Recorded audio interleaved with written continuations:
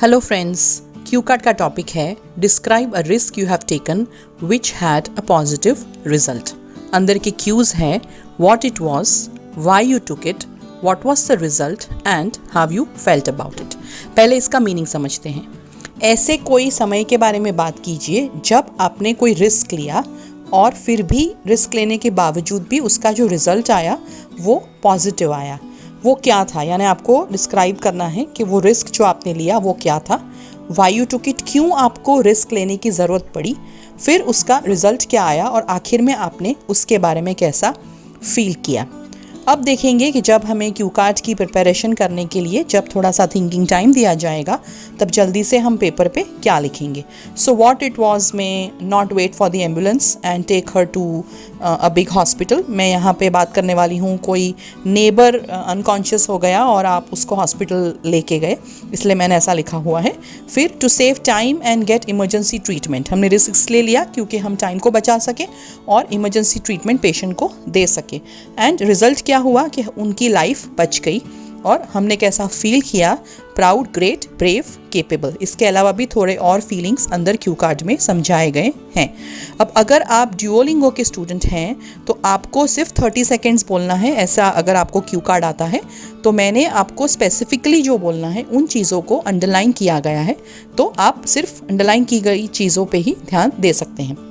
IELTS के students जो हैं वो उसका विस्तार में प्रिपरेशन करें तो अच्छा है, क्योंकि देयर आर चांसेस दैट कुछ चीज़ें आप बिकॉज ऑफ एग्ज़ाम फियर भूल जा सकते हैं। चलिए देखेंगे कि अब हम क्यू कार्ड में क्या बोलेंगे। This is a very recent incident of my life and whenever I think about it, I feel very proud of myself. ये मेरे जीवन का एक recent यानी अभी हाल ही में हुआ ऐसा वाला इंसिडेंट है और जब भी मैं इसके बारे में सोचता हूँ मुझे अपने आप पे बड़ा गर्व होता है। My immediate neighbor had gone out for a trip.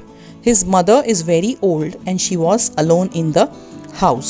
सो मेरे जो इमीडिएट नेबर हैं वो बाहर कहीं घूमने गए थे और उनकी जो मदर है वो बहुत बूढ़ी है और वो घर में अकेली थी। It was quite late in the night when I received a phone call from my neighbour that his mother was not picking up his phone since long. रात को बहुत देर हो चुकी थी जब मुझे मेरे नेबर का फ़ोन आया कि उनकी जो मदर है वो काफ़ी लंबे समय से उनका फ़ोन नहीं उठा रही। He requested me to go and check if everything was okay. I instantly went and rang the bell but she did not open the door. उन्होंने मुझे रिक्वेस्ट की कि मैं जाके चेक करूं कि सब ठीक तो है। मैं तुरंत ही गया और मैंने बेल बजाई उनके घर की, लेकिन उन्होंने दरवाज़ा नहीं खोला। So I called some other neighbors and we broke the lock. We assumed that it was an emergency and she needed help. तो मैंने बाकी सारे जो नेबर्स थे उनको बुलाया और हमने ताला तोड़ दिया। ऐसा अज्यूम करके, ऐसा हमने मान लिया कि ये एक इमरजेंसी सिचुएशन है और शायद अंदर जो मेरे नेबर की मदर है उन्हें हमारी मदद की ज़रूरत है। When we broke the door, we saw her unconscious on the floor. The good news was that she was still breathing. I got scared. जब हमने दरवाज़ा तोड़ा तो हमने देखा कि वो फ्लोर पे, ज़मीन पे बेहोश पड़ी हुई थी। अच्छी बात ये थी कि वो अभी भी सांस ले रही थी, यानी वो अभी भी जिंदा थी। मैं बहुत ही डर गया। I did not wait for an ambulance and straight away put her in the car. मैंने एम्बुलेंस का वेट नहीं किया और तुरंत ही उनको वापस कार में डाला। एक जगह पे आगे हमने इंस्टेंटली ऐसा वर्ड यूज़ किया है, इसका मतलब है तुरंत ही, इमीडिएटली, और अब यहाँ पे हमने स्ट्रेट अवे वर्ड यूज़ किया है जो इमीडिएटली का समानार्थी ही है। जस्ट टू चेंज वर्ड्स मैंने यहाँ पे एक डिफरेंट वर्ड यूज़ किया है। मैंने तुरंत उनको कार में डाला, एम्बुलेंस का वेट नहीं किया। ये पहला रिस्क था जो मैंने लिया। Although there is a small hospital in our locality, I took her to a big hospital 5 kilometers away. This was another risk that I took. So हमारे नज़दीक में एक छोटा सा हॉस्पिटल है। ये हॉस्पिटल होने के बावजूद मैं उनको एक बड़े हॉस्पिटल में ले गया जो करीब 5 किलोमीटर्स दूर है और ये मेरे द्वारा लिया गया दूसरा रिस्क था। सो हम यहाँ पे दो रिस्क की बात कर रहे हैं। एक कि हम उनको एम्बुलेंस में नहीं लेके गए, हमने तुरंत उनको कार में डाल दिया, और दूसरा कि हम जो नज़दीक का हॉस्पिटल था वहाँ पे ले जाने की जगह हम उनको दूर वाले बड़े अस्पताल में लेके गए। I could have taken her to the nearby hospital, but unfortunately, that hospital is not very well equipped and does not have emergency service facilities. I did not wait for the ambulance to save time. अब यहाँ पे हम reason दे रहे हैं कि हमने ये risk क्यों लिया. अब तक हमने समझाया कि हमने क्या रिस्क लिया. Now we are giving a reason. So हम सेकंड क्यू को आंसर कर रहे हैं.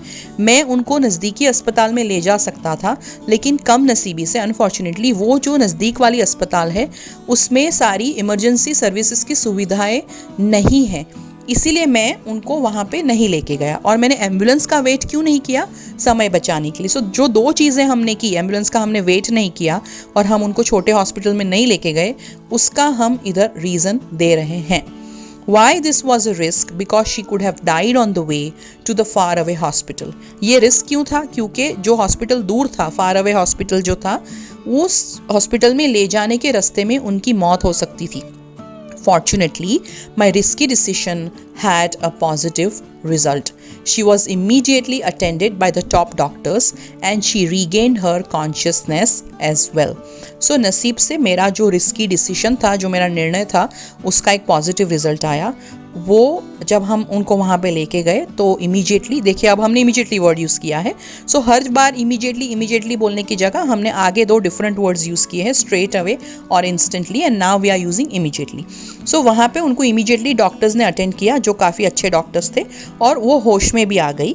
She had suffered a heart attack, but her life was saved due to timely treatment. उनको हार्ट अटैक आया था, लेकिन समय सर उनको जो ट्रीटमेंट मिल गई उसकी वजह से उनकी जान बच गई. सो हमने यहाँ पे ये बात की कि हमारा जो रिस्क टेकिंग बिहेवियर था उसका क्या रिजल्ट आया. Initially, when I saw her on the floor, I felt paralyzed and indecisive. शुरुआत में जब मैंने उनको ज़मीन पे पड़े हुए देखा तो मैं पैरालाइज हो गया. पैरालाइज हो जाना यानी स्थगित हो जाना, कुछ डिसीजन ना लेने की परिस्थिति होना, यानी इनडिसिसिव हो जाना. Then I made up my mind to save her life anyhow. फिर मैंने मन बना लिया कि मैं कुछ भी करके इनका लाइफ बचाऊंगा. I felt a sense of responsibility and commitment. मुझे एक जिम्मेदारी का एहसास हुआ और एक कमिटमेंट का एहसास हुआ, ऐसा फीलिंग हुआ. After the end of the episode, I felt great and a sense of accomplishment. ये सारी चीज़ें ख़त्म हो जाने के बाद मुझे बहुत ग्रेट यानी महान फील हुआ, और ऐसा भी फील हुआ कि मैंने कुछ हासिल कर लिया है. सेंस ऑफ अकम्पलिशमेंट यानी कुछ हासिल करने वाली feeling.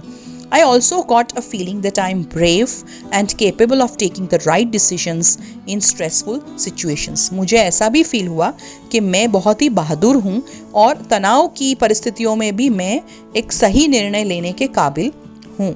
There was a smile on my face. मेरे चेहरे पे स्माइल थी. My neighbor was very grateful to me for saving his mother's life. मेरा जो नेबर था वो बहुत बहुत आभारी था मुझसे, क्योंकि मैंने उनकी मदर की लाइफ बचाई थी. सो यहाँ पे हमने 4 से 5 प्रकार की फीलिंग्स की बात की थी. सो इट्स ओके अगर आप 1-2 भूल जाओ, लेकिन इतनी सारी फीलिंग्स की तैयारी करना ज़रूरी है. सो इस क्यू कार्ड से रिलेटेड जो फॉलोअप क्वेश्चन है वो थोड़े समय में आप डिस्क्रिप्शन बॉक्स में उसकी लिंक देख सकोगे, और यहाँ पे स्क्रीन पे भी आप उसकी लिंक देख सकोगे. इसके अलावा अगर आपको इस पर्टिकुलर क्यू कार्ड में कोई क्वेश्चंस है, कोई कमेंट्स है, कोई फीडबैक है, या फिर अगर आपको कोई डिफरेंट आइडियाज़ चाहिए, तो आप इसकी कमेंट बॉक्स में ज़रूर लिखें. All the best.